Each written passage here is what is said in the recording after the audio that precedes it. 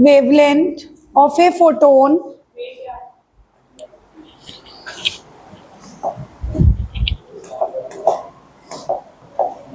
what is the wavelength of photon emitted during a transition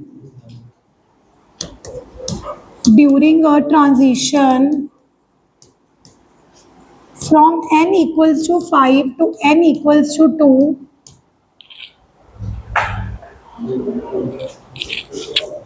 in the hydrogen atom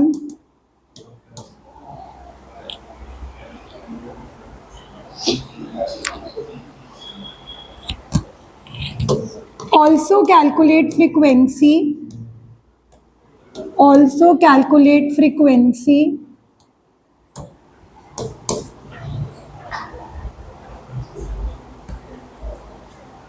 in which region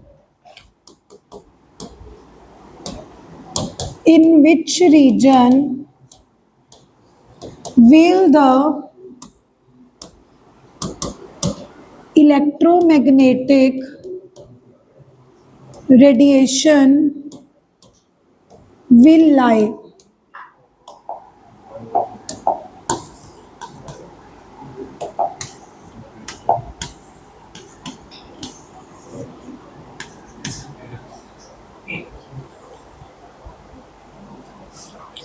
तो wavelength निकालनी है 1/λ equals to 1.09677 into 10 raised to the power 7 n1 square minus n2 square and z square.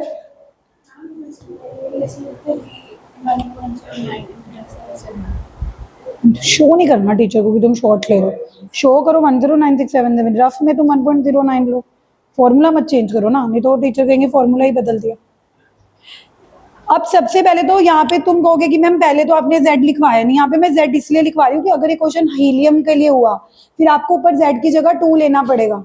अब तो by chance ये question hydrogen के लिए तो z1 लेना है, तो आप z लो ना लो फर्क नहीं पड़ता, लेकिन कल को अगर ये क्वेश्चन हीलियम के लिए आ जाए तो फॉर्मूले में z² न्यूमरेटर में है, ऊपर है, जिसकी वैल्यू हीलियम के लिए क्या लेंगे 2, लिथियम के लिए, बट अभी ये क्वेश्चन हाइड्रोजन का है।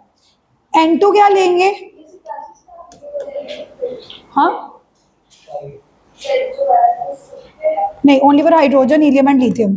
हाइड्रोजन के लिए क्वेश्चन आ सकता है, हाइड्रोजन लाइक हीलियम के लिए क्वेश्चन आ सकता है, लिथियम के लिए आ सकता है, बस इसके अलावा नहीं आएगा। मैं तो 99% तो हाइड्रोजन का ही आएगा। अच्छा, who will tell me n2 क्या लेंगे? वेरी गुड, इलेक्ट्रॉन 5 से सेकंड 5 to 2 आ रहा है ना, 5 से 2 आ रहा है, तो n2 लेंगे 5 और n1 लेंगे 2। अब सॉल्व करो, 1/λ इज इक्वल टू 1.09677, 2 का स्क्वायर 5 का स्क्वायर z इज 1 का स्क्वायर पर मीटर, तो 1, हाँ तो 3 है ना, कोई ना, फिर अभी जब क्वेश्चंस कर ले देखो मैं समझा दूंगी। 1/4 माइनस 1/25, तो यहाँ से हमारे पास 1/λ की वैल्यू आ गई 1.096 है। हाँ, संडेज हम सिर्फ इसीलिए रख रहे हैं कि जिनके 11th के टॉपिक्स अनक्लियर हैं हम बैठ के यहाँ पे सॉल्व कर दे, लेकिन ना ग्रुप ऐसे नहीं पढ़ाया था, इस बार भी आराम से बैठ के चौकड़ी मार के यहाँ पे बैठ के पढ़ाया था, है ना। और मैंने यही एडवांटेज दिया है कि आराम से बैठ के, कि like not board 1 to 1, but 1 to 1 की जगह 7 to 1 आ गए थे, बुलाया तो एक ही बच्चे को था बट काफी सारे बच्चे थे, तो इट ऑल आर वेलकम, इसमें तो कोई वो नहीं है। जिस वो पूछ रहे हैं कि संडे दोबारा क्लास होगी, मैंने कहा संडे पुराने टॉपिक्स की ही क्लास होगी, ताकि जिनके पुराने टॉपिक्स नहीं क्लियर, बट अब शशांक देख तो आया था ना संडे, बट अगर तू मोलैरिटी वाले क्वेश्चन घर में नहीं उठाएगा अगले संडे तेरे को कोई फायदा नहीं मिलेगा, क्योंकि है ना, तो वो क्वेश्चंस कर प्रॉब्लम्स और प्रैक्टिस वाले। लेकिन मैंने ये बोला था कि बाई चांस प्रॉब्लम और प्रैक्टिस नहीं हो रही तो सॉल्व भी करो, कुछ तो करो, मोलैरिटी कुछ तो करो, बेसिक करो, एडवांस करो, प्रॉब्लम और प्रैक्टिस करो, अनसॉल्व करो। मैं तो प्रदीप फॉलो कर रही हूँ, चाहे मेरी बुक से फोटो खींच जाओ, खोल लो तो सी किताबें फिर। तो 1/λ कितना आ रहा है?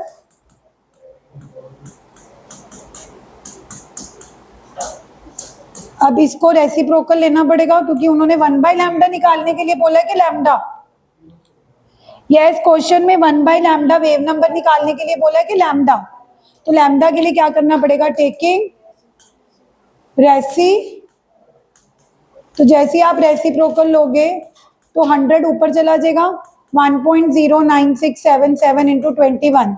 अब इतना बड़ा 1.09677 लेके कोई फायदा नहीं है, डिस्कार्ड कर दो। मतलब ऐसे तुम मत करना, वहां पे कहने का मतलब है रफ में सीधा आप 1.1 से डिवाइड कर लो। बताना कितना आंसर आ रहा है डिवाइड करके। अच्छा 10 की पावर कुछ पड़ी थी, 10 की पावर 7 भी तो थी।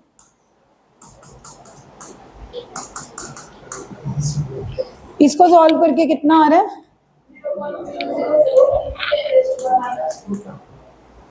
इसको तो छेड़ो ही मत, ये तो ऊपर जाके -7 ही रहने दो, सिर्फ इतने पार्ट को डिवाइड करो ना।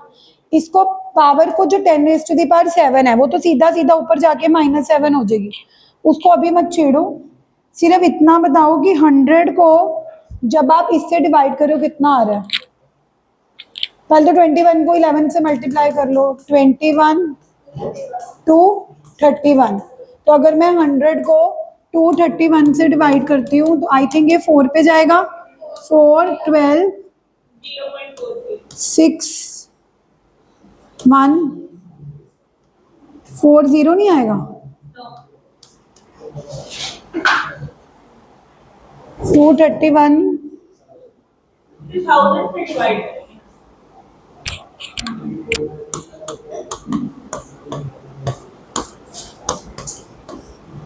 मेरा तो 0.406 आ रहा है।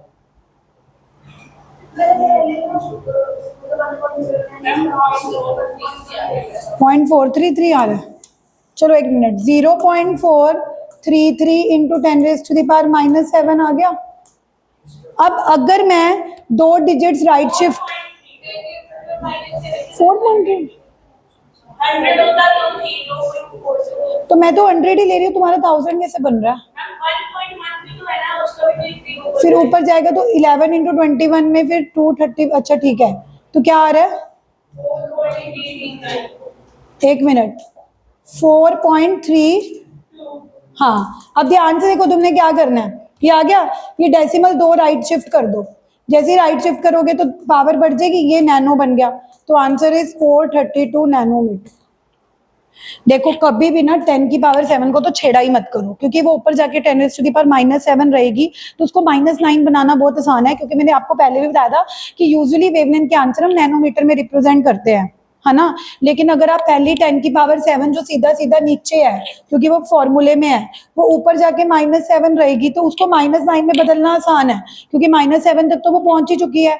अगर राइट शिफ्ट 2 डिजिट भी कर दिए तो -7 से वो क्या बन जाएगी? -9। समझ आ रहा है शशांक में क्या कैसे सॉल्व किया है? फॉर्मूले में 1.09677 के साथ 10 की पावर 7 था, जब तुमने रेसिप्रोकल किया 10 की पावर 7 कहाँ चला गया? नीचे। उसको कैलकुलेशन में मत उलझाओ, उस 10 की पावर 7 को ऊपर ले जाओ, तो वो क्या बन जाएगा? 10 की पावर -7। बाकी जो तुम्हारा सॉल्व करके 4.32 कुछ भी नंबर बनेगा, 2 डिजिट राइट शिफ्ट कर देना, क्योंकि 2 डिजिट राइट शिफ्ट करोगे तो -7 वाली पावर क्या बन जाएगी? -9, विच इज नैनोमीटर। अगर तुमने 10 की पावर 7 को ही कैलकुलेशन में 0 काट दिए, उसको 10 की पावर 4 बना दिया, फिर ऊपर जाके वो -4 बन गई, उसको -9 तक लेके जाने के लिए तुम खुद ही उलझ जाओगे। तभी तो कैलकुलेशन आसान करने के लिए मैंने तुम्हें फॉर्मूला ही 109677 वाला दिया ही नहीं है जो बुक में दे रखा है। मैंने तुम्हें पहले ही फॉर्मूला कौन सा बताया है कि तुम 1.09677 इंटू 10 की पावर 7 वाला यूज करो। एक तो उसका ये एडवांटेज होगा कि जब वो रेसिप्रोकल में जाएगा आपको 1.09 से डिवाइड करना है, which is as good as 1.1। पूरा 109677 से डिवाइड करने बैठ जाओगे तो पूरे पेपर में एक ही क्वेश्चन सॉल्व होगा। दूसरा एडवांटेज क्या हुआ कि तुमने 1.09 से डिवाइड करा तो नीचे ऑलरेडी 10 की पावर 7 है, जो ऊपर जाके क्या बन जाएगी? 10 की पावर -7। उसको 10 की पावर -9 बनाना बहुत इजी है।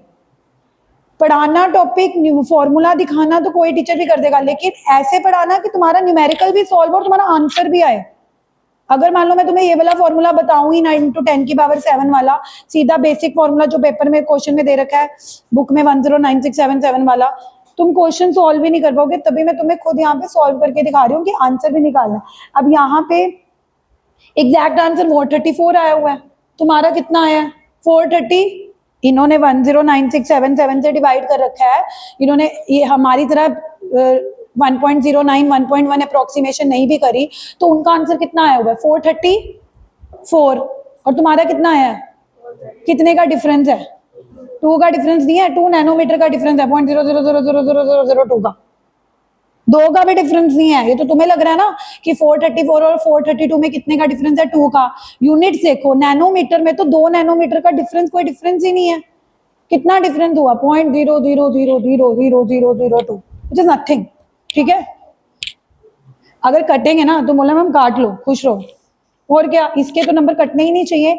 अगर इसके भी टीचर नंबर काटते तो लेट हर, क्योंकि इसके नंबर ना कटे और तुम एग्जैक्ट से डिवाइड करके टाइम वेस्ट करके बाकी क्वेश्चंस में टाइम ना दे पाओ, उससे बेटर तो यही है ना कि तुमने कंप्लीट भी कर दिया क्वेश्चन, काफी आंसर के क्लोज भी चले गए, और वो जो टाइम बच गया उस टाइम से तुमने बाकी क्वेश्चन। तो हमेशा माइंडसेट इस वजह से नहीं होना चाहिए क्वेश्चन को सॉल्व करने का कि नंबर कटेंगे। कई बार हमें स्मार्टनेस भी दिखानी है, अगर इसके भी आधा नंबर टीचर काट दो तो उसको बोलो काट ले तुम। ठीक है, अगला क्वेश्चन। अच्छा, इसमें एक और भी सॉल्व करना था, लैम्डा निकाल लिया, फ्रीक्वेंसी भी निकालनी थी। फ्रीक्वेंसी कैसे निकालोगे, you will tell me. C is equal to lambda into, तो फ्रीक्वेंसी C बाय C की वैल्यू क्या लेते थे 3 × 10⁻⁴, और लैम्डा हमने क्या निकाला है 432 नैनोमीटर। बट अगर डिवाइड करना है, अगर ऊपर मीटर में है तो नीचे भी अब हमें नैनो को ओपन करना पड़ेगा ताकि मीटर। अच्छा, ऊपर नैनोमीटर बना दो, फिर ऊपर कर लो, वो तो एक ही बात है, वो एक ही बात है ना, वही 10⁻⁻⁹ 17 हो जाएगी पावर। ऊपर नैनोमीटर बनाने का मतलब है 10⁻⁹ से डिवाइड करना, ना कि मल्टीप्लाई करना। नीचे ऑलरेडी नैनो है तो 10⁻⁹ आ रहा है, ऊपर थोड़ा 10⁻⁹ है। तो यहाँ पे आएगा 3/432, ऊपर पावर 8 है, नीचे पावर नैनो की वजह से कितनी है, बट यही -9 ऊपर जाएगी तो क्या हो जाएगी, तो 10⁻17। अब इसमें तो कोई आपको चक्कर नहीं है कि 10⁻17 रखनी है, 16 रखनी है, 15 रखनी है, तो इसमें बेटर है कि 3 zeros इसको दे दो, क्योंकि 3000 को 430 से डिवाइड करोगे तो आंसर आपका 0.00 नहीं आएगा। 3 zeros इसको उधारी दिए हैं तो 14 रहेगी। 3000 को 432 से डिवाइड करोगे 1500, 216, ये 2 के 2 6 पे जाएगा, 6 पॉइंट समथिंग इंटू 10⁻14 पर सेकेंड। सी पार्ट था, विच रीजन, कौन से रीजन में ये वेवलेंथ लाई कर रही है, 400 टू 700 में लाई कर रही है ना, तो विजिबल रीजन हुआ। बट अगर तुम इस वैल्यू को ना भी देखो, वैसे भी पता लग रहा था कि इलेक्ट्रॉन 5 से 2 में आ रहा है, बाल्मर सीरीज, और बाल्मर सीरीज कौन से रीजन में लाई करती है। सी पार्ट का क्वेश्चन था कि किस रीजन में लाई करी है। एक तो तरीका है कि आप वेवलेंथ देखो कि 432 है, यानी कि 400 नैनोमीटर से 700 नैनोमीटर विजिबल। हाँ, नहीं तो तुम सिंपल सोचो कि जब ऑलरेडी उन्होंने बोला था कि इलेक्ट्रॉन 5 से 2 में आ रहा है, जब भी इलेक्ट्रॉन 2 में आता है तो वो बाल्मर सीरीज होती है। 1 में आता था तो लाइमन, 2 में आता था तो बाल्मर, 3rd में आता था तो पास्चन, 4th में आता था तो ब्रैकेट, फिर 5 में आता था तो फंड। तो 2 में आने से ही आपको ऑलरेडी क्लियर हो चुका था कि 2 में आ रहा है तो बाल्मर सीरीज है, और बाल्मर सीरीज किस रीजन में लाई करती है। अब इसमें भी बच्चे गलती पता है क्या करेंगे, क्वेश्चन में क्या पूछा है, विच रीजन, बच्चे लिखाएगा बाल्मर सीरीज, सीरीज नहीं पूछा, रीजन पूछा है। रीजन का मतलब होता है विजिबल, और अगर आपको कंफ्यूजन है तो दोनों लिखा हो ताकि नंबर ना कटे, कि it will lie in visible region of Balmer series, ताकि रीजन भी लिख दिया तुमने और सीरीज भी लिख दी तो नंबर नहीं कटेंगे। कई बार बच्चे पूछते रीजन है सीरीज लिखाते हैं, पूछता सीरीज है तो रीजन लिखाते हैं।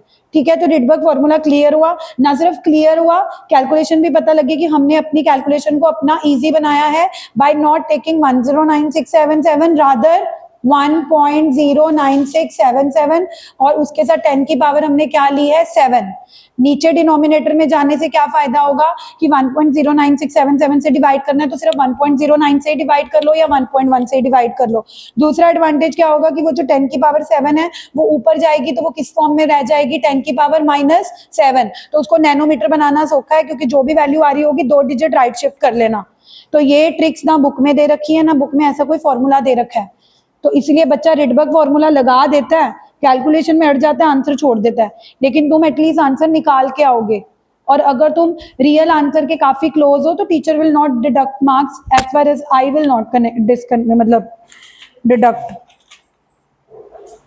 एक लास्ट क्वेश्चन करते हैं, रिडबर्ग फॉर्मूला खत्म। रिडबर्ग फॉर्मूले की सिर्फ 3 प्रॉब्लम्स और प्रैक्टिस हैं, 3 तो कराओगे ना आज, सिर्फ 3 प्रॉब्लम्स और प्रैक्टिस है। फॉर्मूला यही लगेगा 1/λ इक्वल्स टू 1.09677 इंटू 10 की पावर 7 ब्रैकेट में 1/n1² minus 1/। Let's just want to one more question and just conclude it. And घर के लिए सिर्फ कितनी प्रॉब्लम्स और प्रैक्टिस करके आनी है 3। लिखो। नहीं कल भी छुट्टी है ना। नहीं बुक डीपीएस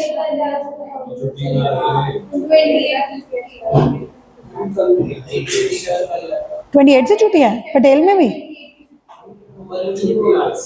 तुम्हें तो छुट्टी है, मुक्कत में भी हॉलीडेज हैं, पटेल में भी हॉलीडेज हैं, सिर्फ डीपीएस में नहीं है। डीपीएस वाले क्या करवा रहे हैं ऐसा स्कूल, इतनी गर्मी है, बीट द हीट। हवा नहीं मारनी, एसी है तो बाहर तो धूप से ही जाना ना, अगर बच्चे बीमार पड़ जाए। और पता है बीमार पड़ते इसलिए क्योंकि when you go outside there is sun but you are entering into AC, वो गर्म सर्दी तो खराब करता है। अब आजकल हम, पहले लोग इतने थोड़ा बीमार पड़ते थे, पहले नॉर्मली कूलर्स में बैठना, ओपन एयर में बैठना, अब तो हर घर में एसी है। किस में बैठेंगे देखते हो तुम कितने हार्ड बने हो question. The wavelength of, first line देखते हैं फिर, इन बाल्मर सीरीज इज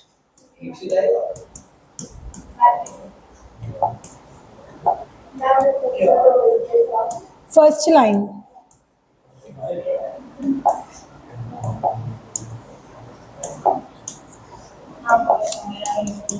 जो आने रहे बच्चे घूमने गए हुए हैं, जब नीत नहीं आई। हाँ कहाँ जा रहे हो ऋषिकेश?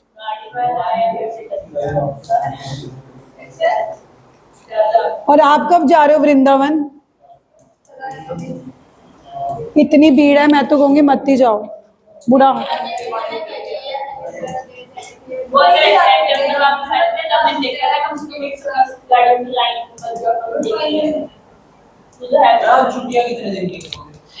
जब शिखा मैम और मानिक सर या हाँ कब क्योंकि हम मैं ना ऐसे कोशिश करती हूँ कि जब तुम्हारी शिखा मैम या तुम्हारी मैथ्स के टीचर की छुट्टी हो तभी कर दो, ताकि तुम्हें एडवांटेज हो जाए कि तीनों हाँ, नहीं तो तुम 2 ट्यूशन की छुट्टी, 1 ट्यूशन मेरी आ रही है, उसका कोई फायदा नहीं है। 18 से 21 और शिखा मैम ने बता दी, अगर उन्होंने इस स्लॉट में ना रखी फिर 17 से 20, 17 से मैं भी ऐसे रख दूंगी 17, ठीक है, ताकि तुम्हें एडवांटेज हो जाए ना।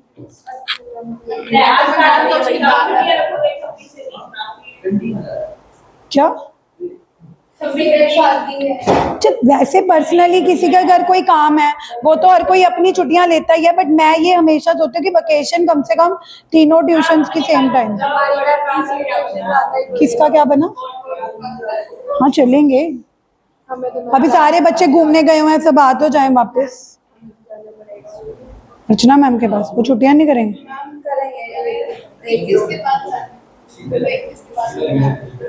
जिनका जो प्लान बन रहा है तो लेक्चर रिकॉर्ड होंगे, आप बाद में सुन लेना, ठीक है। चलो करेंगे क्वेश्चन। अब मैंने तुम्हें पहले ही बताया, मैं कहीं नहीं जाती, इधर। अरे सच में मेरा कोई प्लान नहीं है, हमारा कोई छुट्टियों का प्लान नहीं होता। हम पूरे साल में ना जब सबसे सस्ती टिकटें मिलती हैं, जब बिल्कुल कोई भीड़ भड़क्का नहीं होता, हम तब जाते हैं। हमने क्या करना है जून में जाके, जब मैंने जाना होता है कभी अक्टूबर में तब छुट्टी कर दूंगी 2 दिन। कभी भी मैं आई नेवर गो इन जून या वी नेवर गो इन भीड़ या कुछ। हम तो तब जब सारे फ्रेंड्स फ्री हैं। हमारे तो ऐसे है कि हाँ ओवरनाइट गए, 1 दिन लगा के आ गए, खत्म हो गया, बस ऐसे जाते हैं हम तो। कभी अक्टूबर में चले गए, कभी ठंडे टाइम में चले गए, ऐसा नहीं है कि जून में ही जाना है। तो हमारा कोई ऐसा नहीं होता। चलो देखो, अब देखो पहले तो ये समझो तुम्हें गिवन क्या है, फर्स्ट लाइन की वेवलेंथ। पहले तो मुझे कौन बताएगा कि बाल्मर की फर्स्ट लाइन का क्या मतलब है, कि इलेक्ट्रॉन कहां से कहां आ रहा है। वेरी गुड, बाल्मर है तो सेकंड में आ रहा है, और बिल्कुल ऊपर वाली से आ रहा होगा। बताऊंगी, तूने पढ़ मेरी बात सुन लो प्लीज। चिराग, शशांक, तुम्हें फर्स्ट लाइन की वेवलेंथ गिवन थी, तो इसका मतलब क्या है, तुम्हें कौन सी वेवलेंथ गिवन है। फर्स्ट लाइन का बाल्मर सीरीज में क्या मतलब है कि आ कहां से रहा होगा, आ कहां रहा होगा, टेक ऑफ थर्ड से होगा, लैंडिंग। अब इसकी value 1 upon lambda is equal to R 1 upon n1 square minus 1 upon n2 square.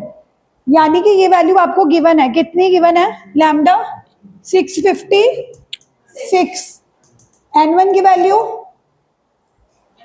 2 और n2 की वैल्यू। मन्नत तू देख ले, फिर तू कहेगी समझ नहीं आया प्लीज। अब तुम्हें कौन सी वेवलेंथ निकालनी है, जो गिंदर बता कर देखो सेकेंड लाइन। तो n1 क्या लूं, n2 क्या लूं, n1 तो अभी भी 2 ही लूंगी क्योंकि बाल्मर सीरीज। बट अब सेकेंड लाइन की निकालनी है, क्या वो थर्ड से नहीं आ रहा, उससे ऊपर वाली से आ रहा है, यानी कि फोर्थ से। अब मेरे को एक बात बता मन्नत, अगर देखो सेकेंड लाइन की वेवलेंथ निकालनी है, सेकेंड लाइन मतलब इलेक्ट्रॉन थर्ड से नहीं आ रहा, कहां से आ रहा है, तो तू 1 upon lambda 1 upon n1 square minus 1 upon n2 square से लैम्डा निकाल ही सकती थी। फिर ये क्यों दे रखा है फर्स्ट लाइन की। अब ध्यान से समझो, इस क्वेश्चन को करने के 2 तरीके हैं। अगर तुम्हें ये फर्स्ट लाइन की वेवलेंथ ना भी गिवन होती और वैसे भी आपको सेकेंड लाइन की वेवलेंथ निकालनी होती, तो आर की वैल्यू आप क्या पुट कर देते, 1.096 इंटू 10 की पावर 7, n1 पता n2 पता, लैम्डा आ ही जाता। बट अब मैं वो 1.09677 लिख ही नहीं रही, उसको r लिख रही हूँ। क्यों, क्योंकि मुझे जो फर्स्ट की गिवन है मैं इसको डिवाइड कर दूंगी तो r से r कट जाएगा। दोबारा समझो, इस क्वेश्चन में मुझे फर्स्ट लाइन की जो वेवलेंथ दी है मेरे को उसको यूटिलाइज करना है। अगर मुझे फर्स्ट लाइन की वेवलेंथ ना दी होती, अगर मुझे सिंपल क्वेश्चन आता, इस क्वेश्चन में बोला जाता है कि calculate the wavelength of second line of Balmer series, मान लो ये इन्फॉर्मेशन गिवन ही नहीं है। फिर इस क्वेश्चन को करने की अप्रोच क्या होती है, हम सीधा फॉर्मूला लगाते, 1 upon lambda is equal to 1.09677 into 10 की पावर 7 ब्रैकेट में 1 upon n1 square minus 1 upon n2 square. n2 की वैल्यू क्या पुट करते 4 और n1 की वैल्यू क्या पुट करते 2। बट मैं ये कह रही हूँ कि अगर तुम्हें इस क्वेश्चन में फर्स्ट लाइन की वेवलेंथ गिवन है, कितनी गिवन है, 650, तो उसको यूटिलाइज करना चाहिए ना, उस इंफॉर्मेशन को यूटिलाइज करना चाहिए। उस इंफॉर्मेशन को तुम कैसे यूटिलाइज कर सकते हो कि वो जो फर्स्ट लाइन की वेवलेंथ गिवन है 1.09677 को r से डिनोट कर दो, रिडबर्ग से। उससे ये फायदा होगा कि इतनी बड़ी कैलकुलेशन तुम्हारी खत्म हो जाएगी अगर तुम इन दोनों इक्वेशन को डिवाइड करो। देखो कैसे, जैसे तुम इन दोनों इक्वेशन को डिवाइड करोगे, ये फर्स्ट इक्वेशन है, ये फर्स्ट इक्वेशन में लैम्डा की वैल्यू हमें कितनी दे रखी है, 1 अपॉन 656, 1 अपॉन 4 माइनस 1 अपॉन, और सेकेंड लाइन की वेवलेंथ तुम्हें 1 अपॉन लैम्डा निकालनी है, आर। सेकेंड लाइन में n1 क्या है 4, n2 क्या है 16, तो ये r से r क्या हो गया। मैं ये समझाने की कोशिश कर रही हूँ कि जो फर्स्ट लाइन की हमें 656 दी हुई है, उसका इस क्वेश्चन में बस यही एडवांटेज है कि सेकंड लाइन की निकालने के लिए तुम्हें दोनों इक्वेशन को डिवाइड करने पे r जो इतनी बड़ी वैल्यू होती है 1.0967 वो कैंसिल हो जाएगी। नहीं तो कई बच्चे ऐसे करते हैं इस क्वेश्चन को कि मैम मैं तो ये यूज ही नहीं करती, मैं तो सीधा सेकेंड लाइन की निकालनी है, r की वैल्यू 1.0967 इंटू 10⁻⁷ पुट करके n1 2 है, n2 4 है, उससे भी तो आंसर आ जाएगा, बट फिर इसका तो तुमने यूज ही नहीं करा। मैं ये कह रही हूँ जो फर्स्ट लाइन की 656 दे रखी है उसका तो तुमने यूज ही नहीं करा, आंसर तो भले तुमने सेकंड लाइन का लैम्डा निकाल लिया। इसीलिए अब इस क्वेश्चन की अप्रोच ये ना होकर कि जिसमें तुम नॉर्मली 1/लैम्डा को कैसे निकालते हो 1.09677 इंटू 10, ये अप्रोच इस क्वेश्चन में टीचर गलत कर देगा, क्योंकि वो देखना चाहता है कि जो आंसर सेम आएगा, क्योंकि वो देखना चाहता है कि जो फर्स्ट लाइन की वेवलेंथ तुम्हें क्या दे रखी है 650 और सेकेंड लाइन की वेवलेंथ तुम्हें निकालनी है, क्या तुम उसकी हेल्प से इसको निकाल पा रहे हो? अगर तुम दोनों की इक्वेशन को डिवाइड कर रहे हो तो हेल्प क्या मिली कि ऊपर वाला आर और नीचे वाला आर तो क्या हो गया, अब तो सॉल्व करना इजी हो गया। कैसे? ये 656 नीचे आ गया और जो लैम्डा तुम्हें निकालना है वो ऊपर चला गया। इसका एलसीएम क्या आएगा, 9 4 जा 36, 9 माइनस 4 5, और इसका एलसीएम 16 इंटू 64 ऊपर चला गया 64 और ये आ गया 12। अब देखो लैम्डा निकालना कितना इजी है, 5/36 इंटू 64/12 इंटू 656, क्योंकि इसमें वो 109677 आ ही नहीं रहा। क्यों नहीं आ रहा? क्योंकि उसको तुमने आर एज्यूम करके क्या कर दिया, आर एज्यूम करके दोनों को क्या कर दिया। भले ही जो बच्चा सीधा करेगा उसका आंसर भी सेम ही आएगा, बट फिर उसमें एग्जामिनर तो बोल सकता है ना, अगर तुमने सीधा ही करना था, सेकंड लाइन की वेवलेंथ निकालनी थी 1.09677 इंटू 10 की पावर 7 करके, तो जो फर्स्ट लाइन की 656 दे रखी है उसका यूटिलाइजेशन ही नहीं करी तुमने। तो इसीलिए जब तुम्हें ऐसे क्वेश्चन आते हैं कि तुम्हें फर्स्ट लाइन की लैम्डा दे रखी है, सेकंड लाइन की लैम्डा निकालनी है, तो 1.09677 लो ही मत, उसको आर ले लो। क्या ले लो? और दोनों इक्वेशन को क्या कर दो, डिवाइड। अब क्या आएगा आंसर, किसी ने निकाला है? 32 3 2 8 6 16 3 9 अजीब ही बन गया। कितना आ रहा है मैं देख रही हूँ बस अब। 485 आएगा, चेक कर लेना। फर्स्ट पार्ट क्लियर हुआ है, मैंने उलझा तो नहीं दिया ये बोल के कि बच्चे क्या करते हैं, बच्चे जो मर्जी करें, हमने क्या करना है, दोनों इक्वेशंस को डिवाइड। पहले वाली लैम्डा को 656 दिया हुआ है, नीचे वाली लैम्डा निकालनी है। ऊपर वाला 1.09677 की जगह आर लिख लो, नीचे भी क्या लिख लो, आर। वो क्या हो जाएगा, कैंसिल। हो गया क्लियर? नहीं हुआ? तेरे को आएगा ही नहीं, तेरे को लेकिन 2 मिनट लगेंगे, पूरा टॉपिक समझ आ जाएगा। देख, मैंने तुम्हें पहले भी बताया था कि फर्स्ट लाइन सेकंड लाइन का क्या मतलब होता है। फर्स्ट लाइन का मतलब होता है कि जहां पर लैंडिंग होनी है उससे बिल्कुल इमीडिएट ऊपर से आए। अब बाल्मर सीरीज ने ये तो बता ही दिया था कि n1 को 2 होना पड़ेगा। जब हम n2 3 ले रहे थे तो वो फर्स्ट लाइन बन रही थी, क्योंकि वो बिल्कुल इमीडिएट 3 से 2 आ रहा था। लेकिन हमने निकालनी वेवलेंथ कौन सी लाइन की थी, सेकंड, तो यानी वो 3 से नहीं आ रहा, कहां से आ रहा है, 4 से। तो इसलिए हमने n2 4 ले लिया, n1 2 ले लिया। हाँ, तो नेक्स्ट पार्ट कराती हूँ ना। नेक्स्ट पार्ट देखो, नेक्स्ट पार्ट था calculate the wavelength of limiting line. Limiting line क्या हुई, फर्स्ट लाइन कौन सी थी जब इलेक्ट्रॉन 3 से कहां पे आ रहा था, 2 पे। सेकेंड लाइन कौन सी थी जोगिंदर, जब वो 4 से आ रहा था 2 पे। लिमिटिंग लाइन कौन सी होगी, लिमिटिंग का मतलब क्या होता है, एक्सट्रीम, इंफिनिटी से आ रहा है। दोबारा समझो, हाँ आएगा तो 2 पे, क्योंकि हमने 1 पे कैसे आ सकता, हमने लाइमिन सीरीज थोड़ा निकाल लिया। क्वेश्चन किसका चल रहा है, तो लैंडिंग तो 2 पर ही होनी है। लैंडिंग तो किस पे होनी है, 3 से आता तो फर्स्ट लाइन थी, 4 से आ रहा है तो सेकेंड लाइन है। और बच्चों को जब लिमिटिंग लाइन आता है बच्चे क्वेश्चन छोड़ के आ जाते हैं। समझो, लिमिटिंग लाइन मतलब एक्सट्रीम, एक्सट्रीम मतलब वो कहां से आ रहा है, इनफी। ये तो और भी आसान हो गया, देखो कैसे, 1/लैम्डा R 1/n1 square minus 1/n2 square. अब बताओ n1 क्या लेना है, 2, वो इसलिए लिख रहा क्योंकि हाइड्रोजन का क्वेश्चन है तो Z1 नहीं होगा। n1 क्या लेंगे चिराग, 2, पर n2 क्या लेंगे, 1/infinity इज, तो उल्टा ये पार्ट तो 0 ही हो गया, 1/लैम्डा आ गया R 1/4, क्योंकि ये पार्ट तो 0 ही हो गया। अब लैम्डा निकालने के लिए जो तुम्हें वेवलेंथ गिवन थी 656, फर्स्ट लाइन वाली, फर्स्ट लाइन मतलब जब वो 3 से 2 आ रहा था, इस इक्वेशन और इस इक्वेशन को डिवाइड कर दो, जैसे पहले भी तो हमने डिवाइड ही किया था ना। First divided by second, 1/656 R 1/4 minus 1/9, और इसमें तो और भी आसान है, 1/लैम्डा R 1/4 ही रह गया, क्योंकि इन्फिनिटी तो क्या हो गया, ये वाला पार्ट तो क्या हो गया, 0। तो अब तो इसको सॉल्व करना और भी आसान है। 1/656 1/लैम्डा, आर से आर 36, 9 - 4 5, 1/4, 5/9, वेरी गुड। और ये लैम्डा ऊपर चला जाएगा तो लैम्डा अपॉन 5/9, तो लैम्डा इज इक्वल टू 5 × 656/9, जो कि आंसर आ रहा है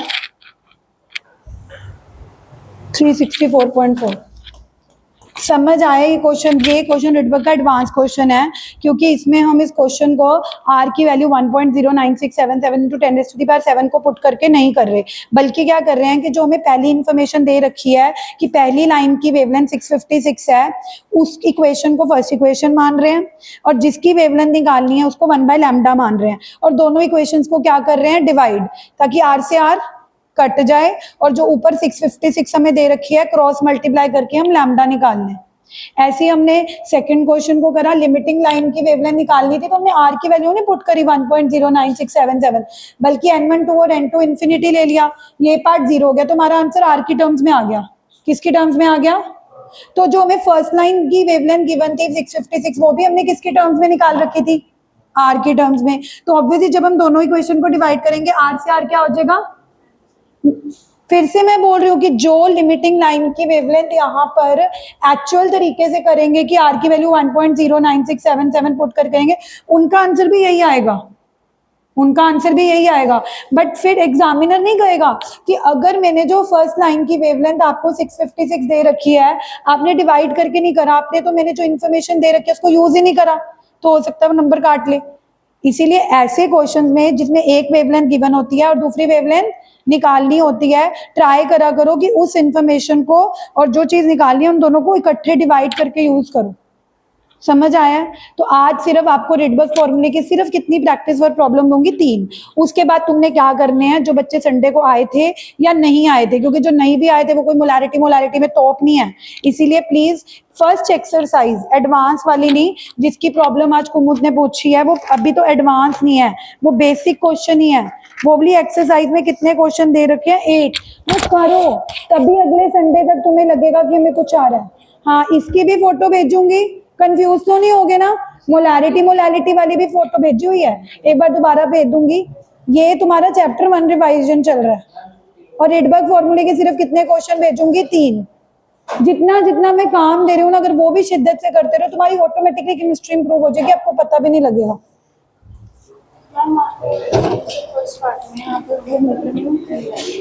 हाँ, मीटर हमें कोई मतलब नहीं है, मीटर में देख, अगर आर की वैल्यू जो हम ले ही नहीं रहे, तो हम 10⁻7 में लें, 5 में लें, तो उससे हमें कोई मतलब नहीं है।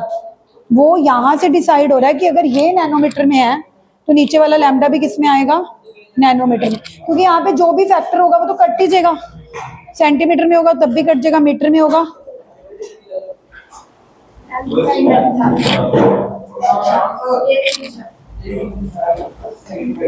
लेके आ, तेरा टेस्ट चेक करो।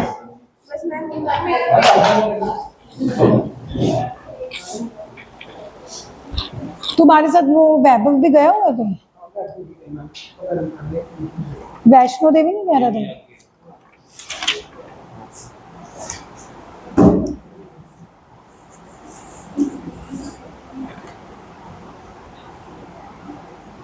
खुद करे थे पक्का?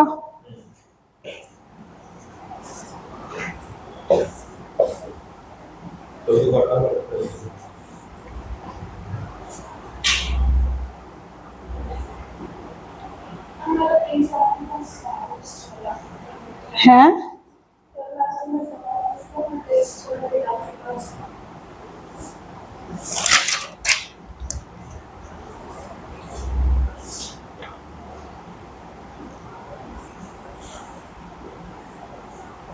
डिफरेंस पूछा था between 0.50 molarity and 0.50 moles, molality नहीं। तो 0.50 मोल्स मतलब 0.50 मोल्स ओनली इन 1 kg, तो तब आता अगर मोलालिटी होता। सेकंड में मोल्स ही थे और फर्स्ट में ये था।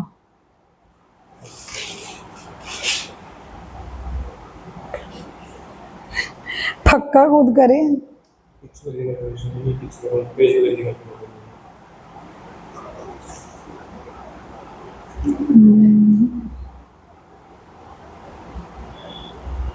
24 और 16 4 जा 64 2।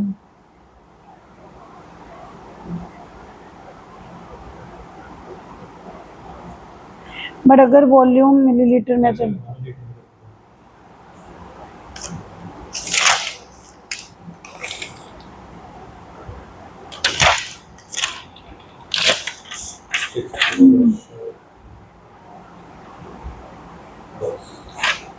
ये वाला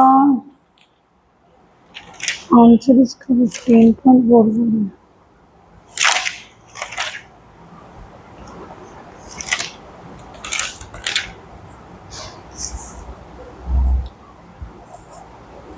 अब मेरी बात सुन, जो संडे के मोलालिटी वाले क्वेश्चन अब तक नहीं शुरू करे ना, आज शुरू कर। तो मैं दोबारा फोटो सेंड करूंगी। एक तो मोलालिटी वाले वो 8 क्वेश्चन करने की ट्राई करने हैं और आज रिडबर्ग फॉर्मूले वाले सिर्फ 3 क्वेश्चन है।